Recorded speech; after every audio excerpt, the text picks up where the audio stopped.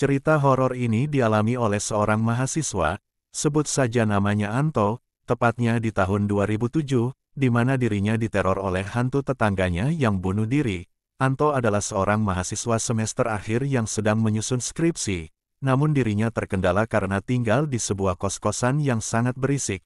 Hal tersebut membuat dirinya menjadi tidak bisa berkonsentrasi untuk mengerjakan skripsinya di kosan tersebut, yang mana Anto akhirnya memutuskan pindah kos-kosan agar bisa berkonsentrasi untuk menyelesaikan skripsinya.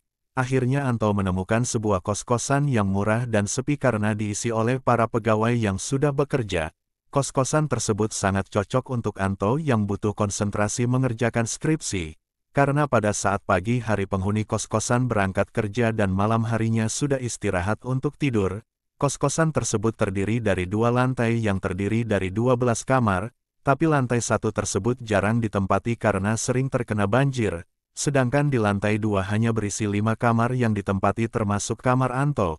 Singkat cerita Anto akhirnya menempati kos-kosan tersebut, hingga akhirnya beberapa bulan kemudian ketika Anto pulang ke kosnya dia melihat sebuah mobil parkir di depan pintu gerbang kosannya dan dari mobil tersebut keluarlah 4 orang berpakaian karyawan yang langsung menanyai Anto apakah ada yang namanya Joni tinggal di kos-kosan tersebut.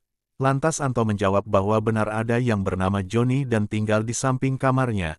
Tanpa pikir panjang langsung saja Anto mengantar ke-4 orang tersebut ke kamar Joni. Ketika sampai di kamar Joni, Anto mengetuk pintu dan terlihat Joni keluar dengan raut muka yang sangat bete dan marah. Setelah mengantarkan ke-4 orang itu, Anto pun langsung kembali ke kamarnya. Seminggu kemudian Anto dikagetkan dengan suara ketukan pintu yang sangat keras di kamar Joni dan teriakan yang memanggil-manggil nama Joni. Anto yang kaget pun langsung keluar dari kamarnya. Ketika dilihat ternyata ada 2 orang di depan kamar Joni yang mana mereka adalah 4 orang yang pernah diantar Anto ke kamarnya Joni waktu itu. 2 orang pria tersebut nampak marah dan menanyakan di mana Joni kepada Anto.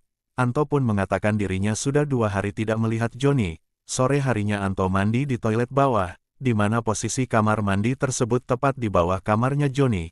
Ketika sedang mandi, Anto mendengar suara jatuh yang sangat kuat dan berat, namun hal itu tidak terlalu dipikirkan oleh Anto. Malam harinya, salah satu penghuni kos-kosan di sana bertanya kepada Anto mengapa Joni tidak terlihat selama berhari-hari, sedangkan Joni sedang dicari-cari oleh ibu kos karena Joni sudah 3 bulan menunggak bayar kos-kosan. Dan penghuni kos tersebut juga mengungkapkan kepada Anto bahwa dirinya pernah ditanya oleh debt collector. Ternyata orang-orang yang kemarin nanyain Joni adalah debt collector. Anto lantas menjawab mungkin Joni lagi ngumpet di kamarnya, karena tadi sore ketika sedang mandi Anto mendengar suara dari kamar Joni. Akhirnya mereka berdua memutuskan untuk menggedor pintu kamar Joni tetapi tidak ada jawaban dari Joni yang membuat mereka berdua berinisiatif untuk mendobrak pintu kamar. Setelah pintu kamar terbuka, langsung tercium bau yang amat kuat. Ketika dilihat ternyata Joni telah meninggal di lantai di mana badannya telah membengkak dan membiru.